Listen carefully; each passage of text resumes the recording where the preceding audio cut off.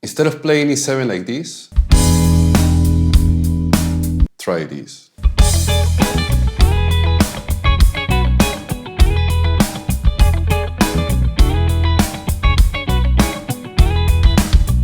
Now for reference, in this example, E7 is going to be the 5th chord in the key of A. We're going for that mixolydian sound. The idea is to first play a melody on the high string. It's going to sound like this.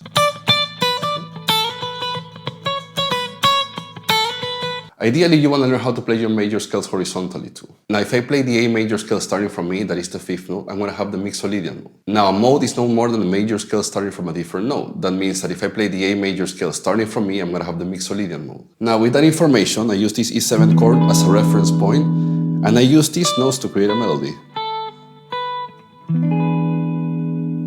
Now the next step is going to be to harmonize that melody using some triads inside the scale. Now I'm mainly playing on strings 1, 2, and 3, so a really good exercise here will be to harmonize the A major scale in all their inversions just using the top 3 strings. Now I'm going to start with the lowest triad that I can play. In this case, root position, I'm going to have A major, the 1 chord, to B minor, the 2 chord, C sharp minor, the 3 chord, D major, the 4 chord, E major, the 5 chord, F sharp minor, the 6 chord, G sharp diminished, the 7 chord, and back to A major.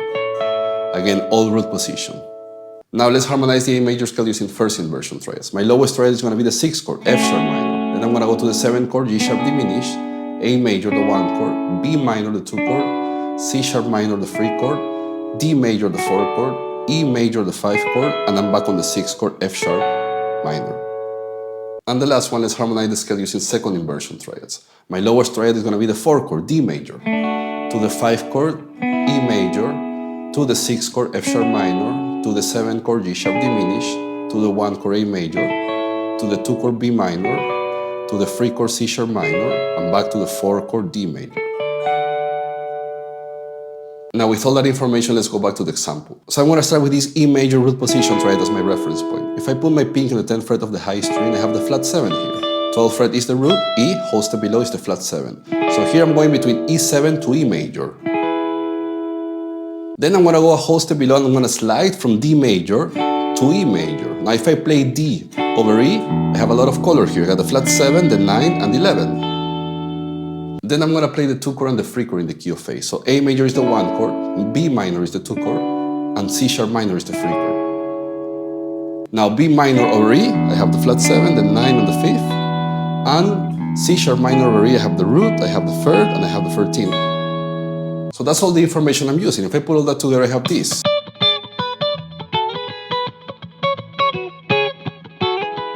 Now let's transcribe this idea to another place of the guitar. Strings 1, 2, and 3 still. So now instead of playing root position triad, I'm going to go to E major first inversion. Now I need to find the flat 7. Here's the root, whole step below is the flat 7.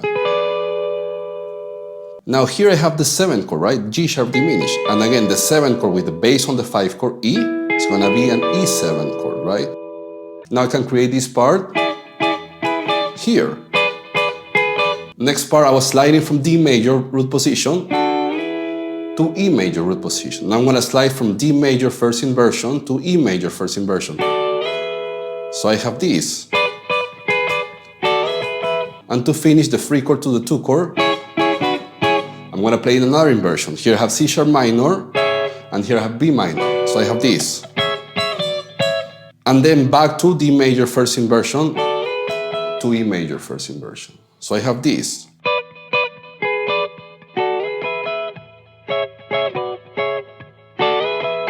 So a really good practice here is to transcribe your ideas to another part of the guitar. You're going to have a different sound with the same information. So if I put all that together, at the end I'm going to have this.